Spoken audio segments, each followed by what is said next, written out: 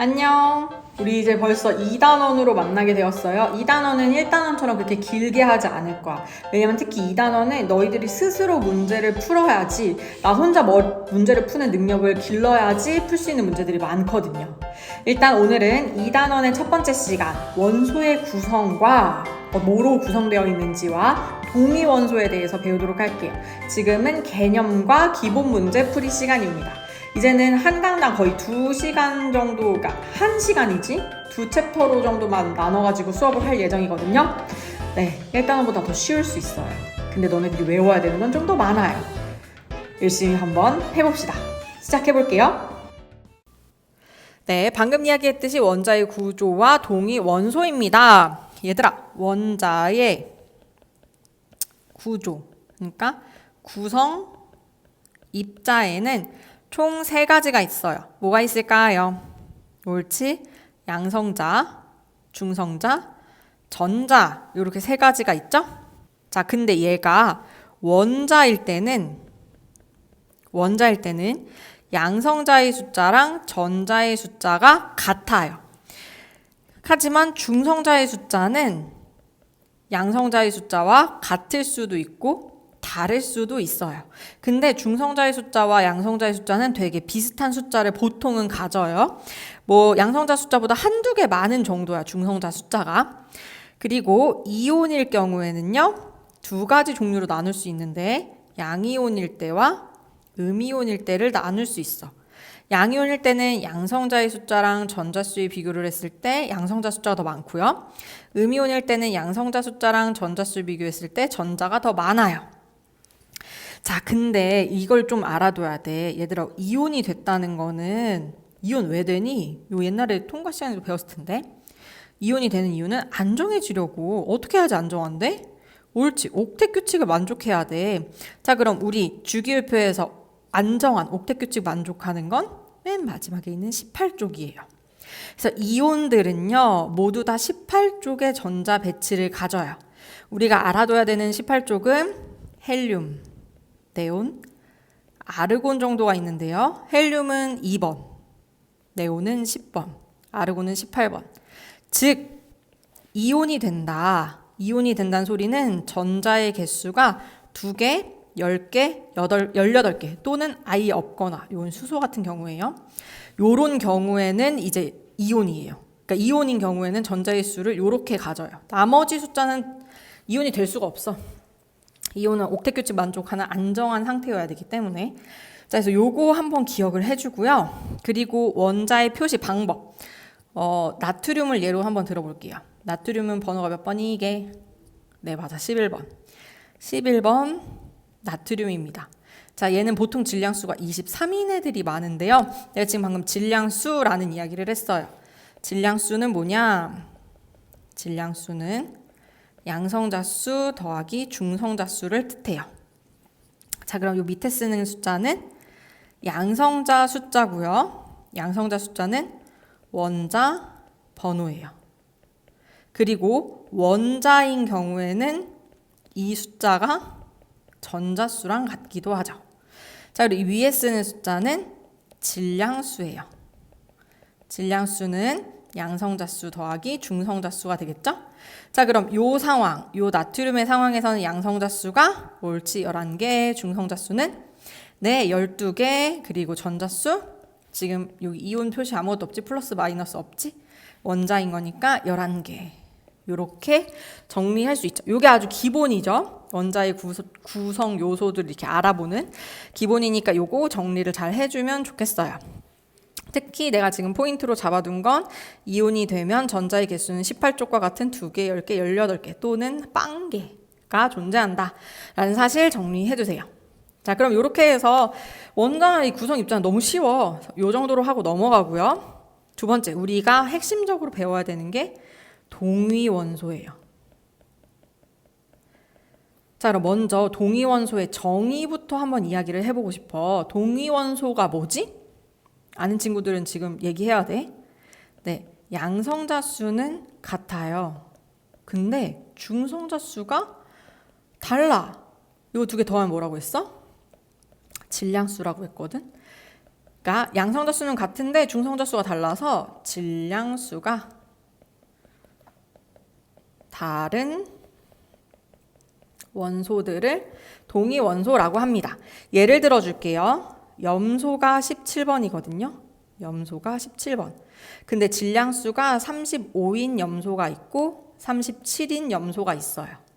정리를 잠깐 해보면 양성자수 이 왼쪽에 있는 염소 몇 개? 17개 밑에 똑같이 써있죠? 얘도 17개일 거야. 자, 중성자수는 요거 빼야 되니까 네, 18개. 얘는 20개겠네요. 그래서 질량수는 이거 2개 더한 35, 2개 더한 37이 되는 거야. 요런 원소 간의 관계를 우리는 동위 원소라고 불러요. 자, 그럼 요때 우리는 이거 원자량은 어떻게 할까? 원자량 35로 해, 37로 해. 고민되죠? 자, 이때 원자량을 구할 때는요. 존재 비율을 고려합니다. 이 존재 비율이라는 건 지구상의 존재 비율을 의미해.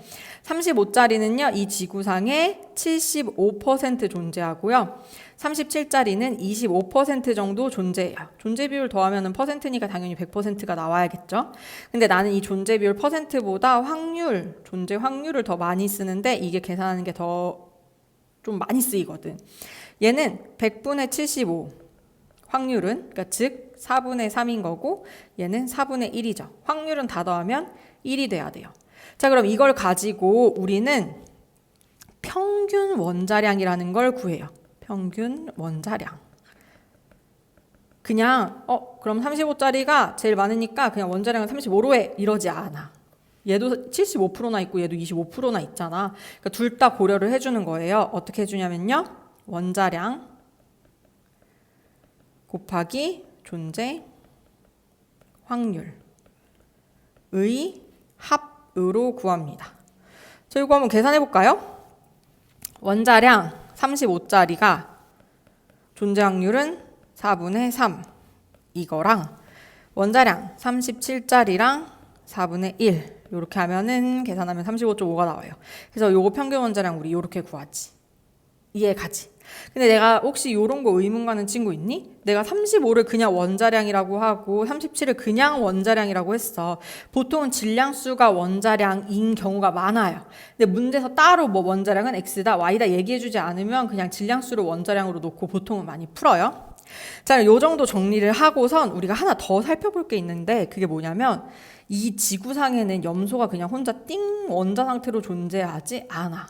그럼 어떻게 존재하냐? Cl2 분자의 형태로 존재를 합니다. 자, 그러면 Cl2면 우리 35짜리 Cl이랑 35짜리 Cl이 붙을 수도 있고 35짜리 Cl이랑 37짜리 Cl이 붙을 수도 있지.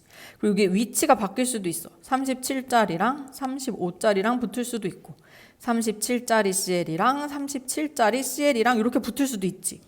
얘네 둘이 붙으면 분자량은 70이 될 거고요. 얘는 72, 얘도 72, 얘는 74. 즉 다시 말해서 분자량이 서로 다른 세 종류가 존재할 수 있어요. 자, 여기서 멈추냐? 아니요. 우리 여기까지 가요. 그럼 70, 분자량이 70인 Cl2가 존재할 확률. 자, 이거 확통 공부한 친구들은 이렇게 이해하면 돼. 얘랑 얘가 동시에 존재해. 우리 보통 동시에 존재할 때는 곱하기를 쓰거든요. 근데 35짜리 Cl이 존재할 확률은 4분의 3이래요. 그러니까 얘가 존재할 확률은 4분의 3 곱하기 4분의 3 해서 16분의 9.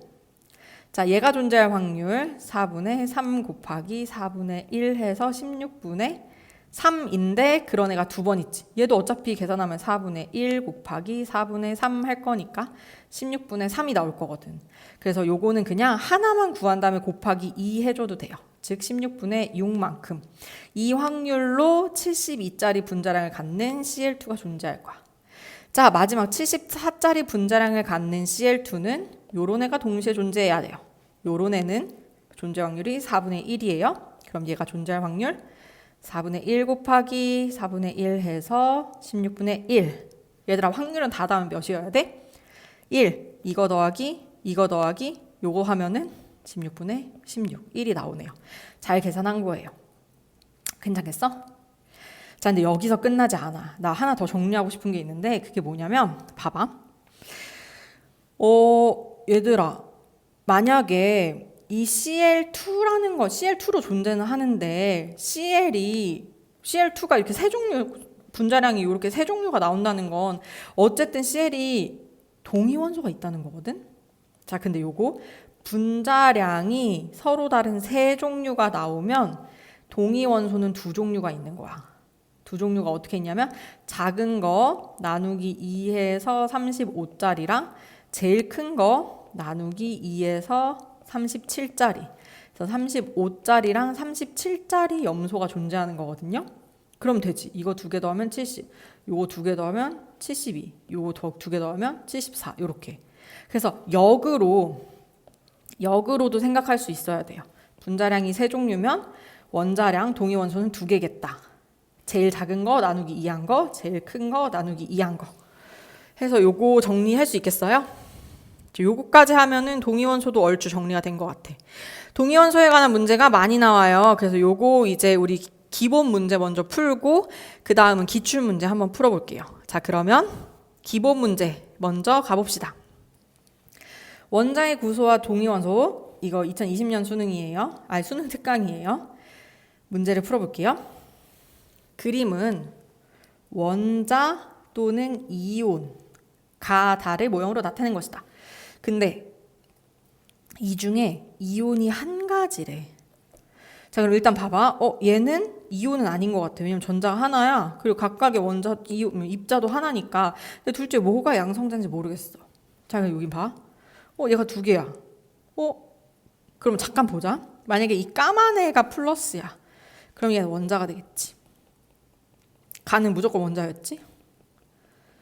그리고 얘가 두 개가 플러스야. 그러면 얘는 이온이네. 왜냐면 양성자는 두 개고 전자는 하나니까 양이온이겠네. 그럼 이온 한 가지 맞네.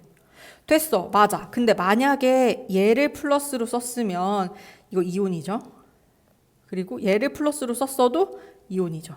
그럼 이온 두 개 돼서 안 되죠. 그래서 빨간색은 안 되는 거야.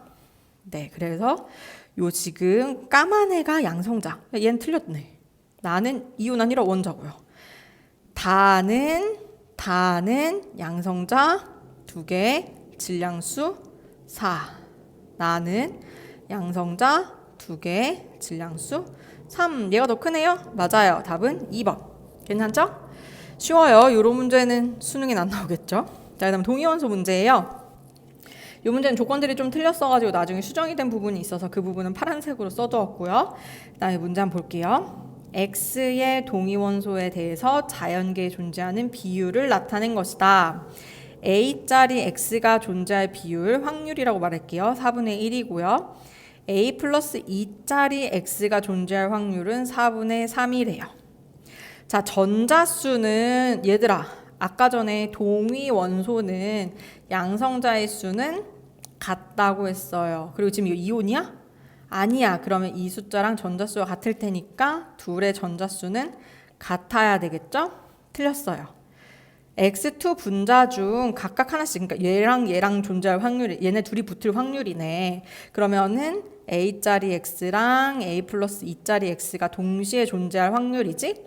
그럼 4분의 1 곱하기 4분의 3 해서 16분의 3. 끝이에요? 아니요. 순서가 뒤집히는 것도 생각을 해줘야 돼요.